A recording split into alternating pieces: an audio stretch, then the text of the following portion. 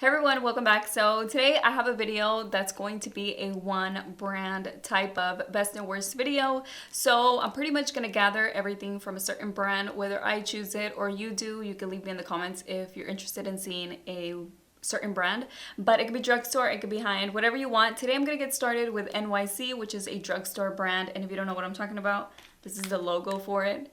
So I'm going to be sharing with you things that were the best of that line that I have, that I own, and things that were the worst. So if you want to see what products worked and what didn't work out for me, then keep watching. So the order that I'm going to go in, and I think that's how I'll do all of them, is by what I would apply first on my face. So in this case, I don't have a primer, but I do have a foundation that I would say is, it sucks. I mean, I'm going to start off with the negative, but it's a foundation that I'm going to say it is one of the worst foundations that I've ever used. This one is called NYC Smooth Skin Liquid Foundation. It looks just like this, and it does not have a pump or anything, but it has this little spatula right here that you can see. Let me try to focus that. So it has this little spatula right there that you use to spread out the foundation or apply it all over your face, or which probably wouldn't be very clean, but you can, pick it up with a brush on there and stuff. So at the same time as doing this, I just want to throw this in there. I'm gonna try to be as fair as possible with the price point and the product or the brand that I'm showing you, because it's not fair for me to say, oh my god, this product sucks, and I'm comparing it to my favorite Josie Maran foundation. You know what I mean? So that's not fair, but I am going to keep that in mind for every single brand. Again, NYC is super affordable. Now the reason why I don't like it, it's because it has a very strong smell that is a chemical smell, and whenever you apply it, it applies on very patchy. Even if I apply it with the beauty blender, even if I apply it with the sponge, I don't know what it is about it, but it just doesn't apply evenly. And another thing is that it changes colors. So I don't know what color it is, but it doesn't even matter. It changes colors after you apply it. So a foundation, in my opinion, that's a light foundation, it's fine. Like, I'm happy wearing light foundation from time to time when I feel like it. But it says for all skin types, oil-free, let me see, dermatologist tested, lightweight, long-wearing formula that glides on smoothly. So that's where I'm talking about. It doesn't glide on smoothly, and I would agree that it's light, but it doesn't really give that much coverage. I didn't expect it to. I know what I'm getting, and I know that it is a lightweight coverage, but it just doesn't apply evenly, and like I said, it changes colors. I apply it, it could be my color, and then it'll turn like a brownish, like a darker brown, and it just doesn't look good. So this foundation was a no for me. So the next product that I would apply of the products that I have is this eyebrow kit. Now I've had this for like a year or a year and a half, and I have lately been using it again. I just completely forgot about it, but this one is the NYC Browser Brush on Brow Kit, and it looks just like this. I have it in the color brunette, and it comes with this tiny little brush, which I've never used, but I still have it in here, and it just slides right up. So the way that I use this is, when I first got it, I did use it with the wax, and I used the powder, and it wasn't like my favorite thing, so I just completely forgot about it, never used it again. But now the way that I use it, and if you've seen my recent tutorials, is that I outline my eyebrows with my brow pencil, regardless of the one that it is. I always use this one to set the pencil and fill in the other area. So I do have my eyebrows with it today, and I'm kind of showing you a demonstration so you can see, because I wanted to show you everything like as I'm applying it. So I do, like I said, outline my eyebrows, and then I fill it in with this. This helps me fill in the areas that I don't have hair, or that I don't want to fill in too much, like right here by my eyebrow, let's just say like on this area.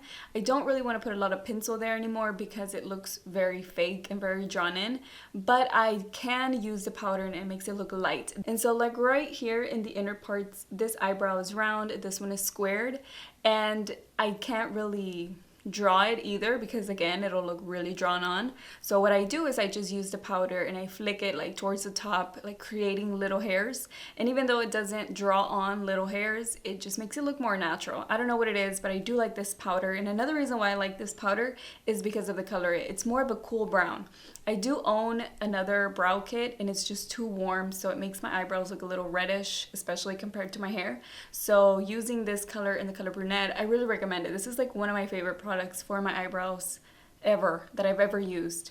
So the next product that I want to share with you is the NYC Smooth Skin Powder. If you have seen this one at the store, I would really recommend you pick it up. I do like to use it for baking, and that, I mean, if you want to pick up a product that is for baking and you can't find any other popular powders that everybody is talking about, I would recommend the NYC. The only thing that I have to say is that it is white and it is very, very light. So I'm gonna go ahead and just show you the way that it looks. Of course, you make a mess, but this is the color of it.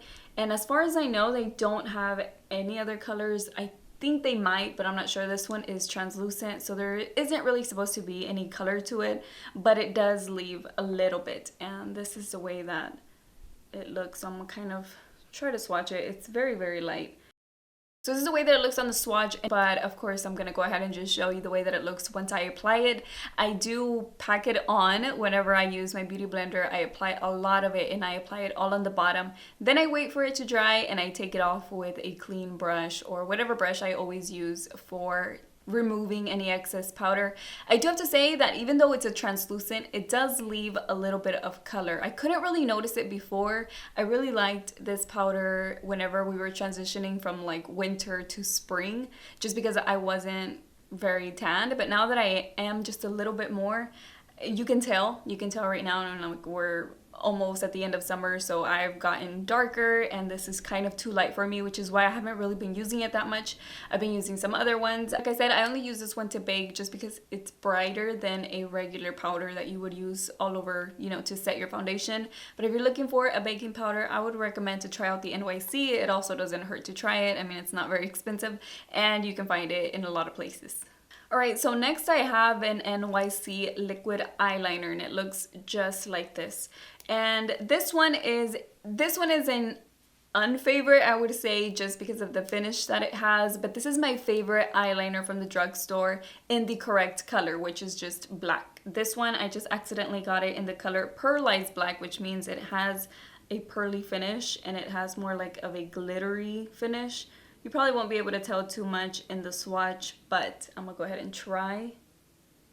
I guess you can't really tell in the swatch, but whenever you apply it, it doesn't apply, or it doesn't set matte. It sets kind of glossy and you can see it a lot. Like you can reflect, like the light reflects off of it. And I don't really like that in an eyeliner. I really like it to look black and I like it to look matte. But if you're looking for a good liquid eyeliner from the drugstore, just make sure you get the black one. Make sure you read it, make sure you get the black one, and this one will be perfect. This one has a brush at the end, but it is very, very thin, and I would say it just makes a very good line, like a very thin, straight line. And I don't know, to me it was easy to use on my eyes. Today I'm not wearing any eyeliner, and this one's the Pearlized Black, so I didn't want to put it on today anyways, but this one is a good eyeliner if you just get the right color.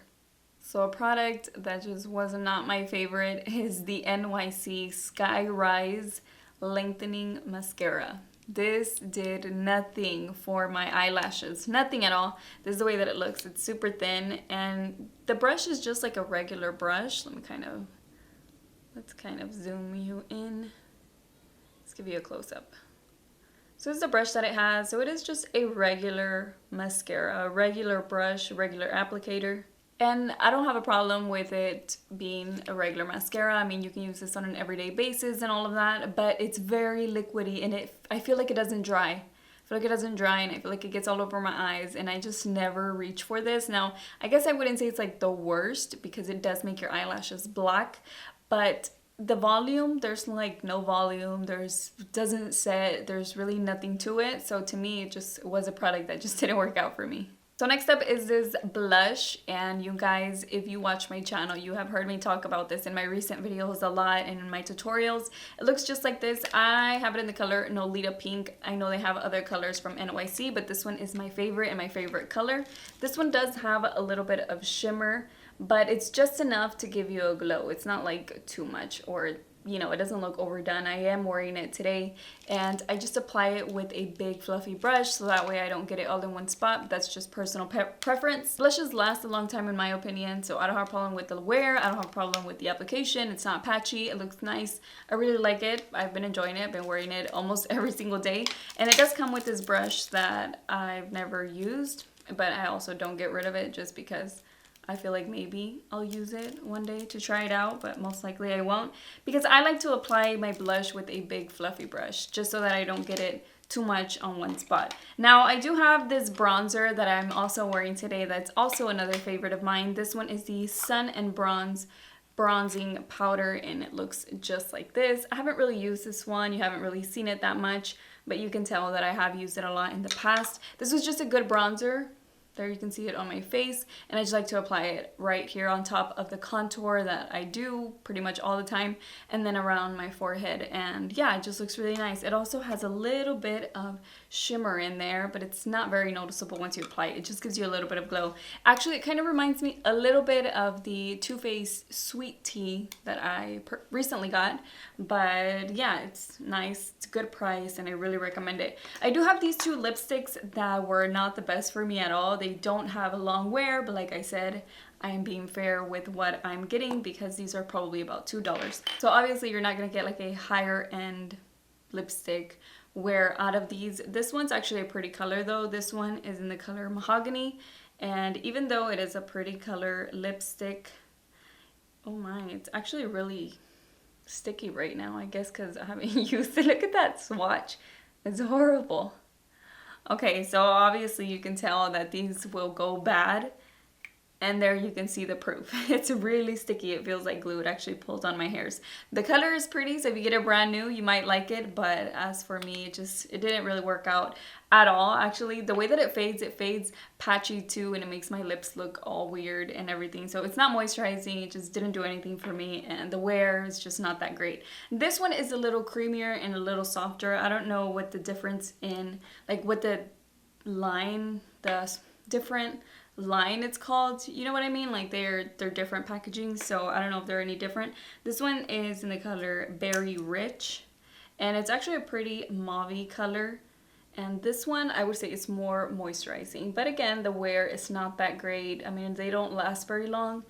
But of course, you have to think about you're just paying like $2 for these. So this one, on the other hand, it's fine. It's just not gonna last you for a long time, and it's also gonna fade fairly quickly. But those were all the products that I have from NYC that I wanted to share with you that were like the best and the worst ones that I've tried ever. So I hope you guys enjoyed this type of video. Let me know in the comment section if you did and what brand you would like to see next. It could be drugstore, it could be high-end, it could be drugstore, it could be high-end, whatever it is. Let me know in the comment section, and if I have enough things for a whole video, then I will do a video on that brand. So that is it for today's video. I hope you guys liked it, and I will see you all in my next one. Bye.